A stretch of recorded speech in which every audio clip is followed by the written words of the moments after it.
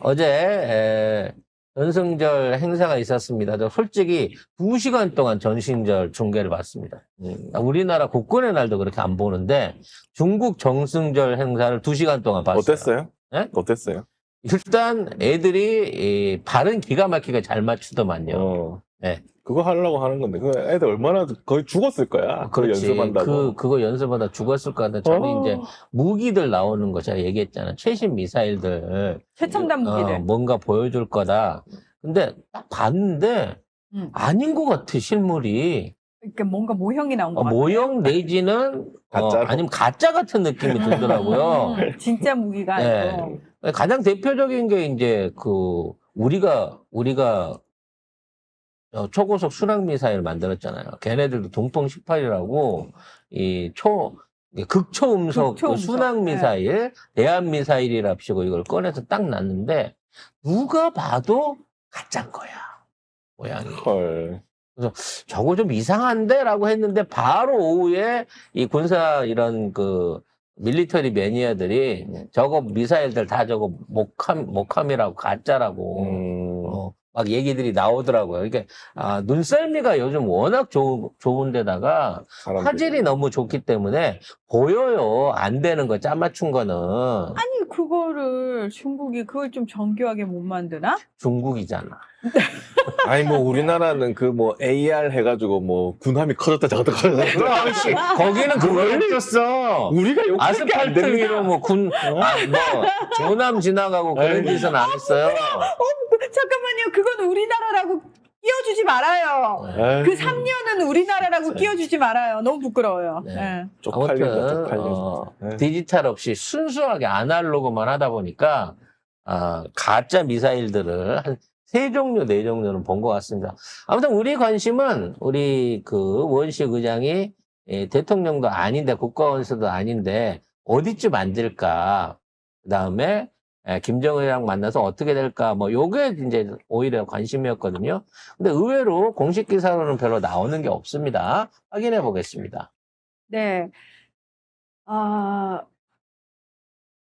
중국 전승절 행사에 우원식 국회의장이 참석을 했잖아요. 한 그런데 랭킹 20위 정도 되는 것 같지 않아요? 여기 세 번째 줄. 그게 무엇이 중요해. 일단 여기서 중요한 인물은 시진핑, 푸틴, 김정은 딱 끝났어요. 요 사진 남기려고 저기 행사가 마련된 거거든요. 정은이는 목적은, 가문의 영광이죠.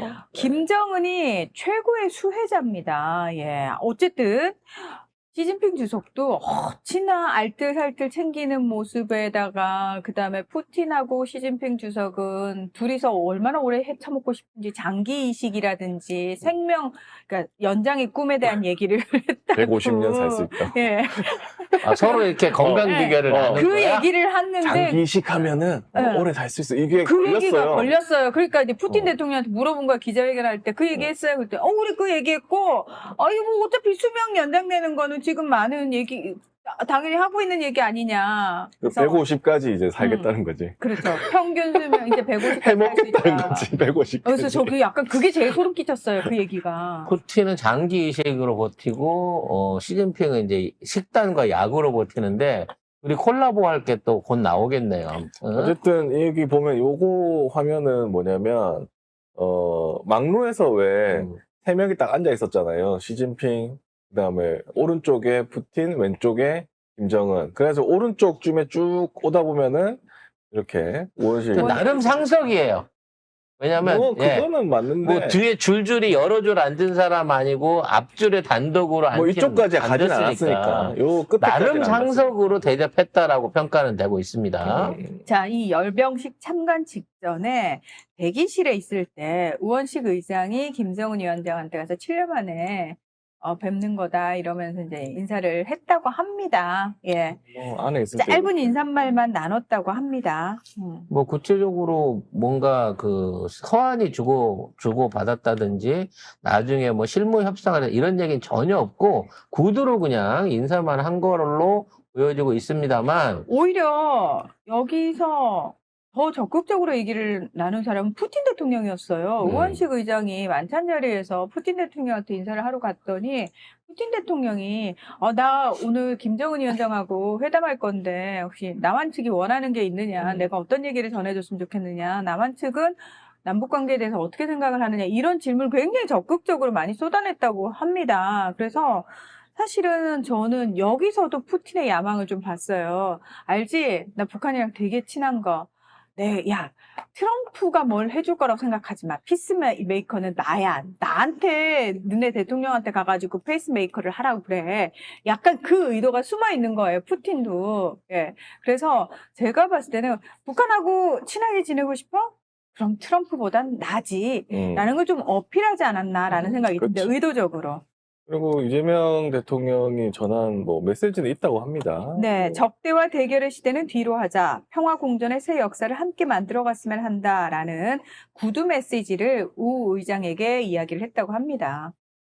어찌됐거나, 북한의 태도가 여기 관련해서 적대적인 발언 또는, 이재명 대통령 본인에 대한 험담 얘기가 지금 안 나오고 있는 거 봐서는, 어느 정도 이제 한국이 주도하는 남북연합 형태의 한반도 평화안에 대한 일종의 수용으로 받아들여지는 해석들을 많이 내놓고 있어요. 즉, 그동안 북한이 요구했었던 미국과의 직접적인 정전, 그리고 정전 협상과 국교 수교, 그다음에 한국을 배제한 상태에서의 외교적인 이거는 불가하다라는 미국 측의 입장을 통보받았고, 그러면 한국하고 같이 남북연합 형태로 해서 협상이라든지 앞으로 경제제재 이후에 지원 같은 문제를 협의해보자는 안을 김정은도 받아들인 것으로 보여지고 있고, 또 러시아도 중국도 똑같은 내용에 대한 압박을 넣고 있었단 말이에요. 러시아는 자본 경제 쪽으로 가라, 자본주의 형태로 경제 개방해라 라고 하는 거고, 중국은 이번에 이제 체제 보장, 그러니까 김정은에 대한 지위 보장을 해주겠다라는 사전 약속을 받았다고 하는 얘기가 있어요. 그래서 그와 관련된 예우로서 말하자면 탑2 자리를 김정은한테 내주고, 이걸 공개적으로 많이 영상을 통해 가지고 내보내줬기 때문에 어느 정도 김정은이 만족하고 돌아가는 상황인 거고, 따라서 그에 맞춰서 남북관계 훈풍이 불어올 거다라고 하는 예상을 하고 있습니다. 이 정도 선에서 얘기를 해야 되겠고요. 그 이후에 진전된 어떤 협상이라든지 구체적인 어떤 남북 교류안이 나오는 부분에 대해서는 조금 더 시간을 갖고 좀 저희가 기다려줘야 될 것 같아요. 가장 큰 관점은 아펙 이전에 아펙에 김정은이 참여할 수 있느냐라는 부분.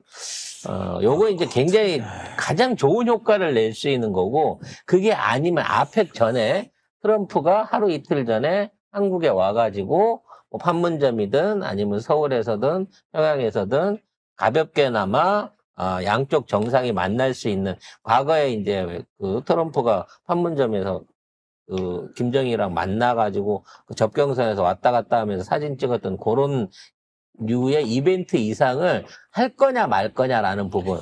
그 다음에 근데 저는 김정은 위원장이 에이펙에 올 가능성이 거의 없다라고 보는 게 뭐냐면은, 안 올 것 같아. 일단 트럼프 1기 때 북미 정상회담 중재는 확실히 당시 문재인 대통령이 했잖아요. 그래서 스포트라이트를 동시에 받았어요. 거기에 대해서 북한도 별 불만이 없었고. 그런데 지금 상황은 북한이 과연 정말 전 세계적인 스포트라이트를 과연 한국하고 나누고 싶어 할까? 지금의 남북 관계 상황에서 저는 아니라고 생각해요. 왜?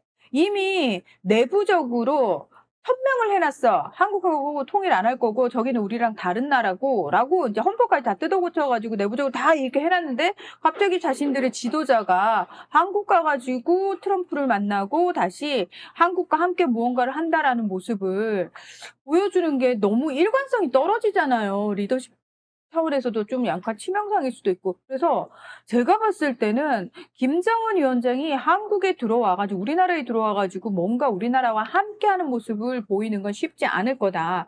차라리 정세현 장관님 말씀하시는 것처럼 그 원산 갈마 해변 거기 트럼프 대통령도 거기다 본인이 트럼프 타워 짓고 싶어 하잖아요.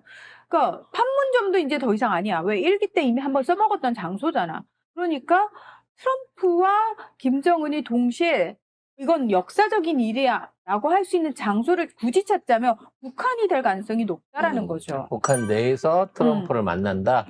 트럼프 입장에서도 나쁜 그림은 아니죠. 본인이 최초로 북한을 그렇죠. 방문하는 미국 대통령이 대통령. 될 수 있기 때문에 뭐 그 정도의 대안도 충분히 찾아볼 수 있겠습니다만 시기가 아펙을 전후해서 어떤 형태로든 어차피 트럼프는 와야 되니까 그런 그림들이 나오지 않을까 싶고 시진핑도 초청을 했다고 하니까 시진핑하고 트럼프하고의 어떤 공식 결과가 나올 수 있는 회담이 아펙 자리에서 이루어진다고 하면 아펙의 성공을 위해서 더욱더 큰 의미가 있지 않을까라는 생각을 하면서 한번 기대를 해보도록 하겠습니다.